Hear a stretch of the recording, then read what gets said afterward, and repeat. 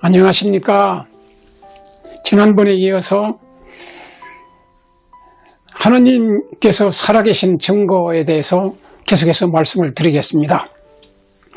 이 세상에서 가장 어려운 일이 무슨 일인지 여러분 아십니까? 가장 어려운 일은 인간의 마음을 변화시키는 것입니다. 하나님께서 하시는 일 중에 홍해바다를 가르는 그런 이적도 하나님은 아주 쉽게 하실 수 있고 죽은 자 살리는 것도 쉽게 할 수 있습니다. 그리고 안진뱅이를 고치고 문둥병자를 고치고 이런 것도 아주 쉽습니다. 하나님으로서는 다 쉬워 인간은 불가능하지만, 그러나 사람의 마음을 변화시키는 것은 가장 하나님도 하시기 힘든 일입니다.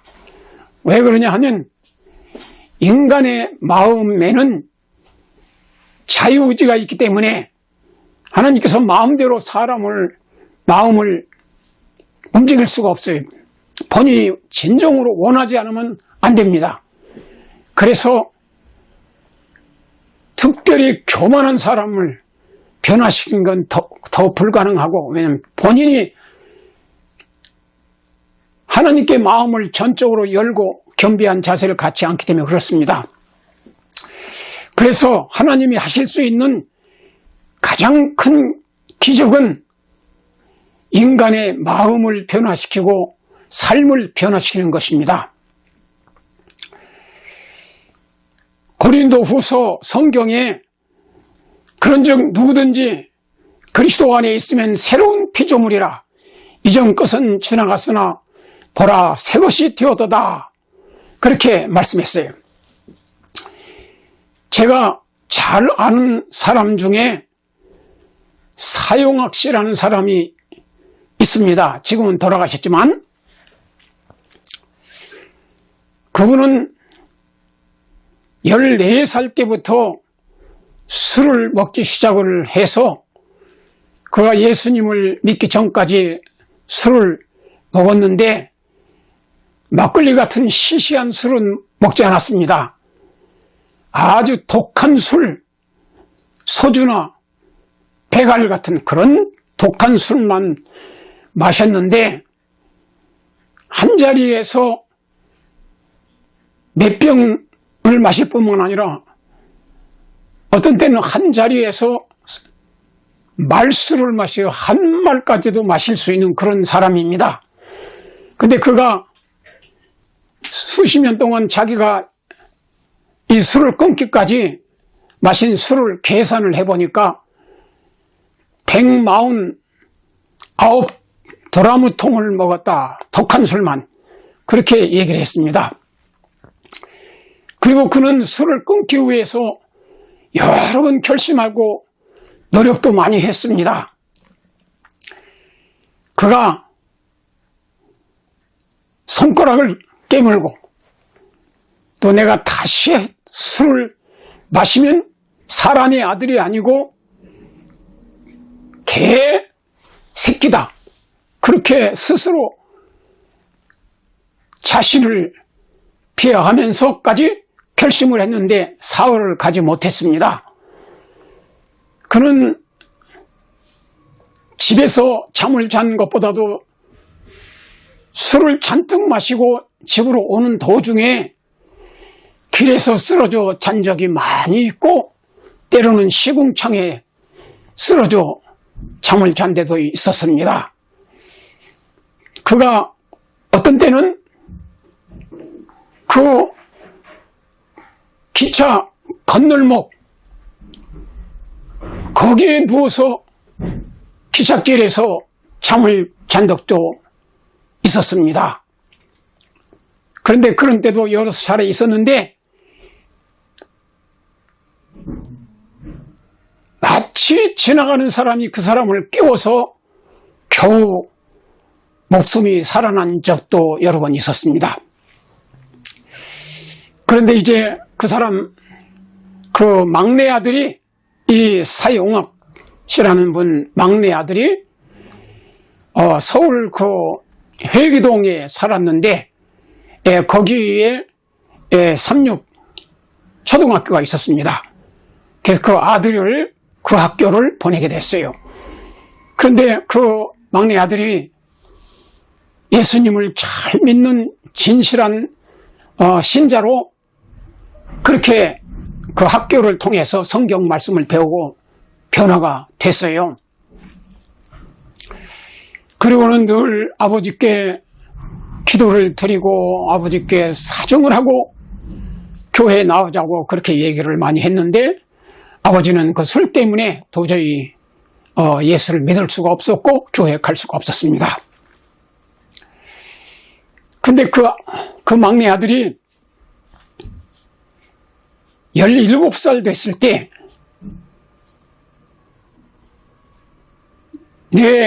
뇌막염에 걸렸어요. 그거를 결국은 고치지 못하고 죽게 됐는데 마지막 그 서울 위생병원, 지금은 서울 삼육병원이라 하는데 거기에서 입원하면서 이제 인생을 마치게 됐습니다. 그 마지막 그 아들이 운명을 하기 직전에 그 아버지가 그 아들 침상에 있었는데 그 막내 아들을 굉장히 아버지가 사랑했습니다. 근데 그 마지막 유언이 아버지 저를 사랑하십니까? 그렇게 물었어요. 뭐냐, 내가 너를 사랑한다. 두 번째 또 물었어요. 아버지 저를 정말 사랑하십니까? 그래, 내가 너를 사랑한다. 정말 사랑한다. 다시 세 번째, 아버지 저를 정말 사랑하십니까? 그렇게 물었어요. 그래, 내가 너를 사랑한다. 그때 그 아들은 아버지 제가 죽은 다음에라도 예수님을 꼭 믿으시기 바랍니다. 그렇게 유언하고 저는 예수님이 재림하실 때 다시 부활을 해서 영생을 얻을 것을 믿습니다. 근데 아버지는 예수님을 믿지 않아서 멸망한다면 이 자식이 얼마나 마음이 아프겠습니까?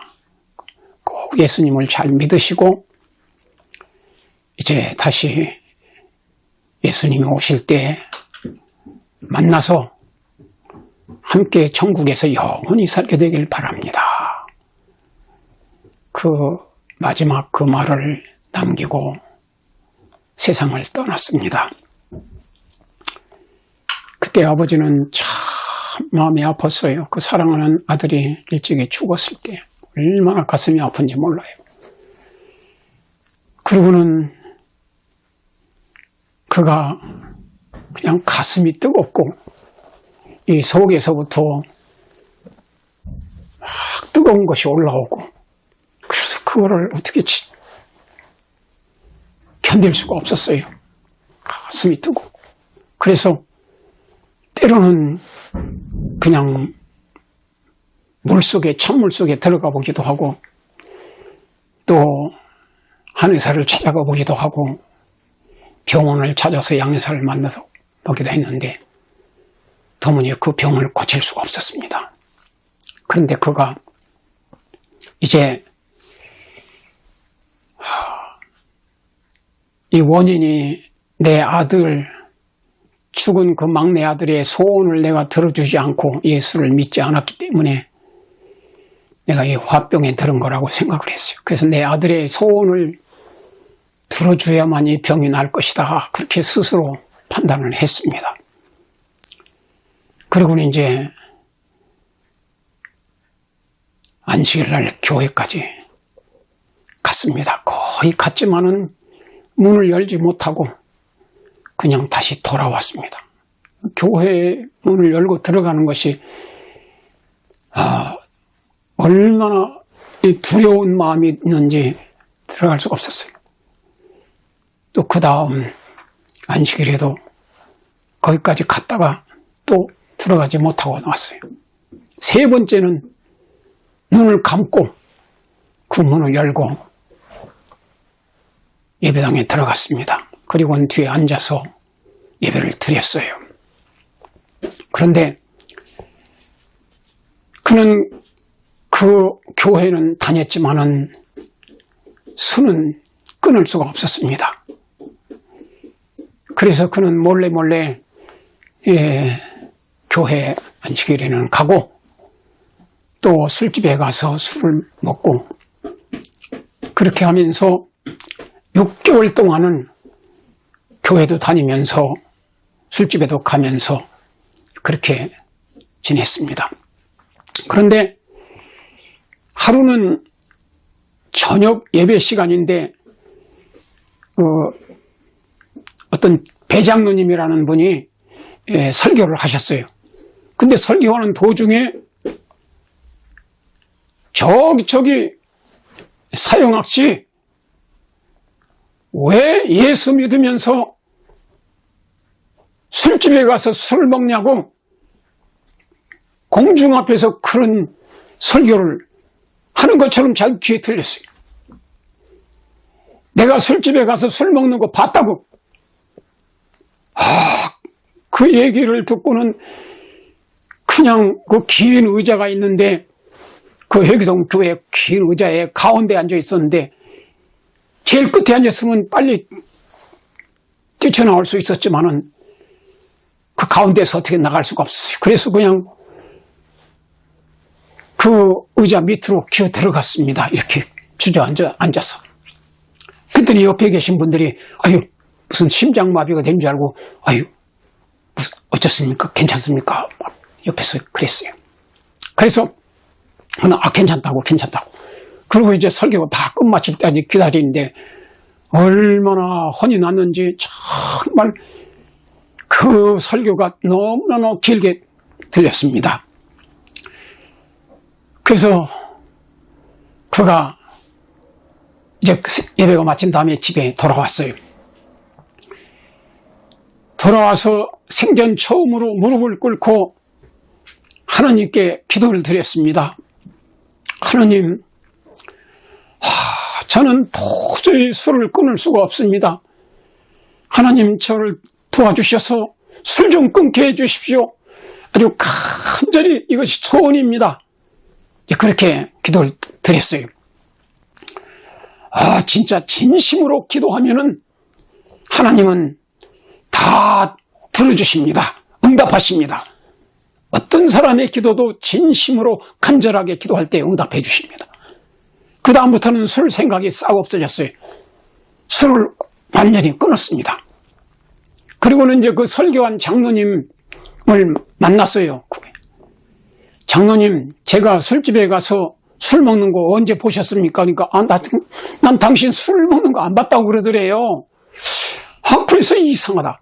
당신이 그날 저녁에 설교할 때 술집에 가서 술 먹는 거 봤다고 그렇게 말씀 안 했냐고. 그러니까 난 절대 안 했다고. 내가 또 술집에 가서 술 먹는 거 보지도 않았다고. 근데 왜 그런 말을 했냐고. 나 그런 말을 한 적이 없다고. 설령 내가 술집에 가서 술 먹는 걸 봤다 하더라도 어떻게 공중 앞에서 그렇게 창피를 주면서 그런 설교를 할 수 있겠습니까? 저는 절대 보지도 않았고 그런 말을 한 적도 없습니다. 그래서 내 귀로는 분명히 그런 얘기를 들었는데요. 그때 결론 내렸습니다. 그 목사님은 그 장로님은 다른 설교를 했는데 이분 귀에는 그렇게 분명히 들린 겁니다. 그러니까 하나님의 천사가 그 설교하는 도중에 자기 귀에 들려주셨다, 말씀해 주셨다. 그렇게 결론을 내렸습니다. 왜냐하면 천사는 술집에 가서 술 먹는 거 봤거든요. 그래서 그날 천사의 방언을 들었다. 그렇게 했고 또 역시 그가 기도해서 그 응답을 받아서 술을 끊게 됐습니다. 그리고는 그 다음에는 완전히 술만 끄는 게 아니고 성경 말씀을 열심히 읽고 아침 저녁 예배도 드리고 완전히 그의 마음이 변했어요. 그 다음에 그의 삶이 완전히 변했어요. 성령으로 거듭난 새 사람이 되었습니다. 제가 그 사람을 여러 차례 봤는데 아주 겸손하고 어린 양같이 순하고 참 진실한 분이에요. 나중에 그분이 이제 집사 안수를 받고 집사가 되고 나중에 안수를 받고 장로가 됐습니다.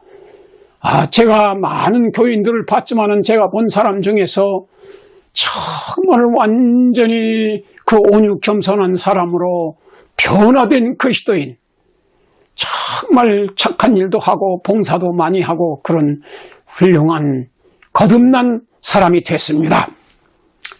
그래서 이 세상에 이분과 같이 그리스도를 영접하고 변화가 돼서 새 사람 된 사람이 많이 있습니다. 이렇게 변화된 사람은 사실 예수님이 죽은 사람을 새 사람이나 부활시켰지만은 그 죽은 자를 살리는 기적보다도 사실은 더 어려운 것입니다. 그것이 더 확실한 증거입니다. 인간의 마음이 참으로 성령으로 거듭나서 새 사람이 됐다는 건 정말 놀라운 하나님의 성령이 인간의 마음을 변화시키지 않으면 인간은 스스로 아무리 결심해도 변화될 수가 없는 것입니다. 이사야 37장 14절로 38장 20절까지 보면 그 히스기야 왕의 기도의 응답으로 그 아스리아 사네립의 군대 18만 5천 명이 하룻밤에 한 천사를 통해서 다 멸하고 히스기야 왕의 기도 응답으로 그 이스라엘 민족이 멸망에서 구출된 기적적인 일이 있었습니다. 그리고 그가 이제 그 후 얼마 후에 죽을 병에 걸렸을 때 이사야 선지자가 하나님께서 이제 곧 죽을 테니까 집을 정리하라고 했습니다. 그러나 그가 벽을 향해서 눈물을 흘리면서 기도를 드렸어요. 자기가 하나님을 위해서 이런 착한 일을 많이 했는데 하나님 저를 좀 살려달라고 아주 간절히 기도를 드렸어요. 그때 하나님께서 즉시 응답을 해주셔서 그 이사야 선지자가 와가지고 하나님께서 이제 15년의 생명을 연장시켜 주실 것이라고 그 기도가 그렇게 해서 응답이 돼서 15년 더 연장해서 살게 되었습니다. 그래서 사람의 마음을 변화시키는 성령으로 거듭나게 해서 새 사람으로 재창조하는 것, 마음을 재창조하는 것이 죽은 사람을 육신을 살리는 것보다도 더 큰 기적인데 많은 진실한 그리스도인들은 지금까지 수천 년 동안 거듭난 그리스도인, 변화된 그리스도인들이 살아계신 하나님을 증거하고 있는 것입니다. 그리고 많은 기도의 응답들이 있습니다. 마태복음 5장에서 7장까지 보면은 예수님께서 하늘에 계신 너희 아버지, 살아계신 하나님 아버지가 살아계신 것을 예수님 말씀했고, 또한 구하라 주실 것이요 찾으라 만날 것이라 그렇게 말씀하셨습니다. 예수 그리스도는 진짜 하나님 아버지를 보신 분이고 하나님 아버지와 함께 계시다가 삼위일체 하나님으로서 이 세상에 오셔서 나를 본 자는 아버지를 보았느니라 그렇게 말씀했습니다. 그리고는 요한복음 17장에 예수님 마지막 기도하실 때 아버지여 창세 전에 내가 아버지와 함께 가졌던 영화로서 지금도 아버지와 함께 나를 영화롭게 하옵소서 이렇게 기도를 하셨습니다.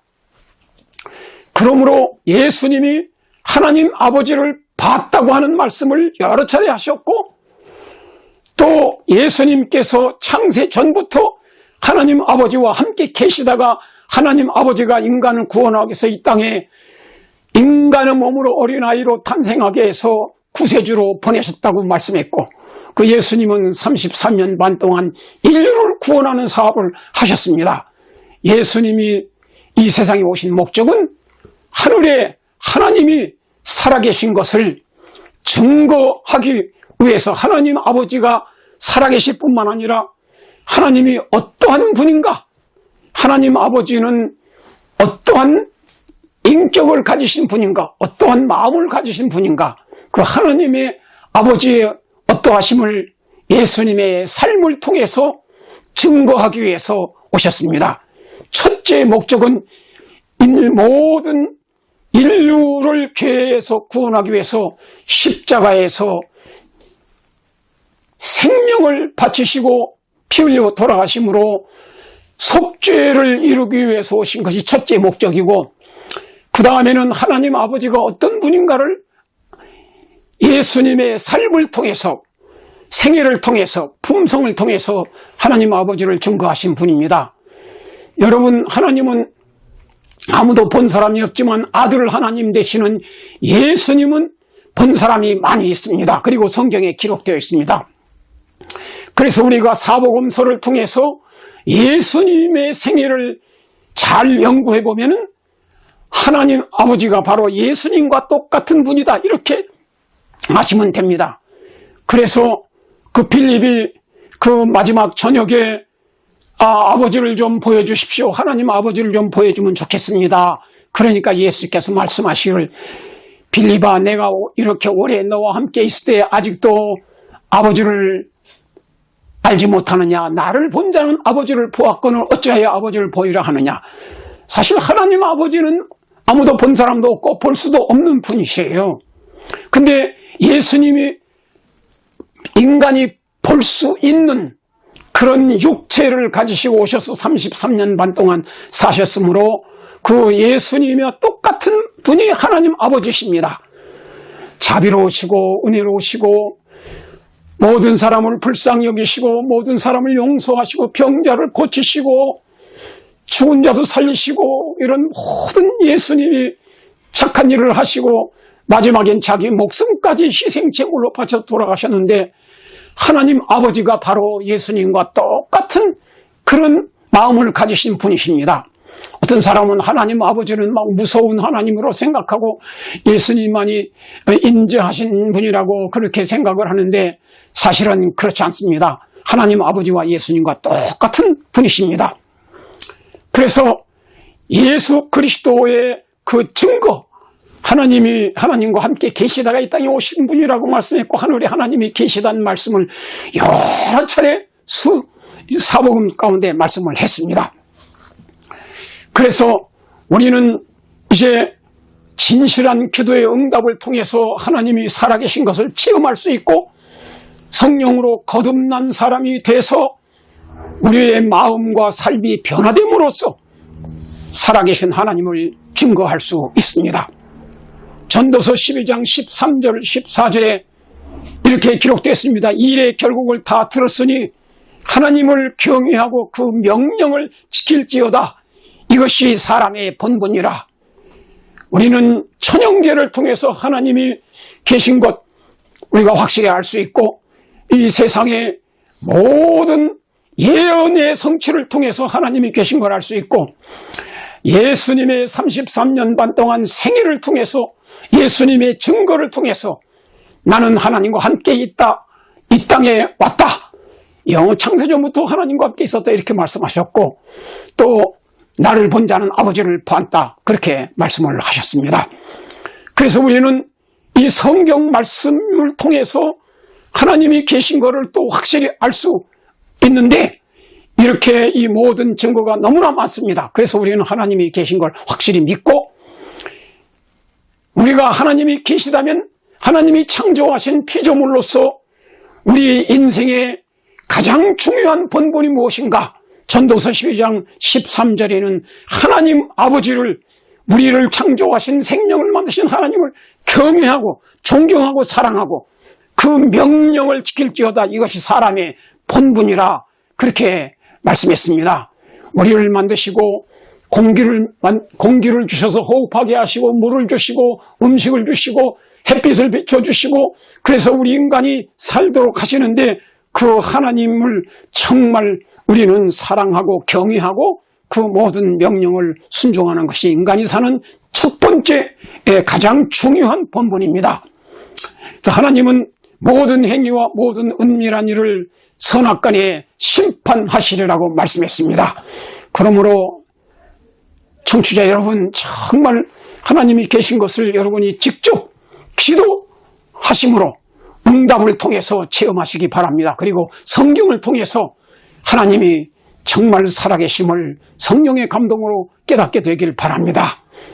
하나님을 경외하고 그 명령을 순종함으로써 인간의 본분을 다하고 하나님을 진실히 믿는 자에게 요한복음 3장 16절에 말씀하신 것처럼 하나님이 세상을 이처럼 사랑하사 독생자를 주셨으니 누구든지 저를 믿으면 멸망치 않고 영생을 얻으리라. 가장 중요한 축복은 영생을 얻는 것입니다.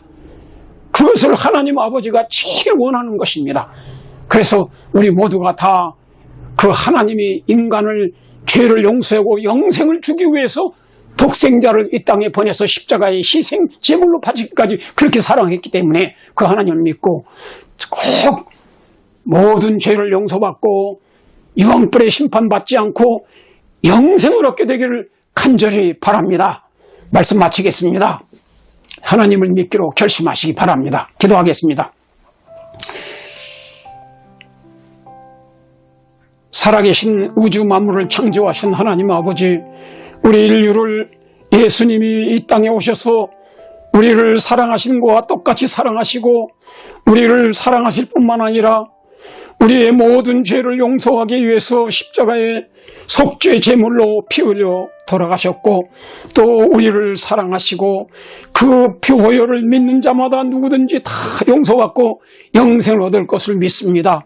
모든 주님의 이 말씀을, 이 복음의 말씀을 들은 모든 분들이 창조주 하나님 아버지와 구세주 예수 그리스도를 진실히 믿고 예수님을 마음에 영접해서 요한복음 1장 12절에 말씀하신 것과 같이 영접하는 자, 그 이름 믿는 자들에게는 하나님의 자녀가 되는 권세를 주신다고 하였고 영생을 주신다고 하였사오니 우리 모두 예수님을 잘 믿고 성령으로 거듭나서 하나님의 거듭난 자녀가 되고 영생을 얻는 인간의 본분을 다하는 진실한 삶을 살게 해주시기를 예수 그리스도의 이름으로 축원하옵나이다.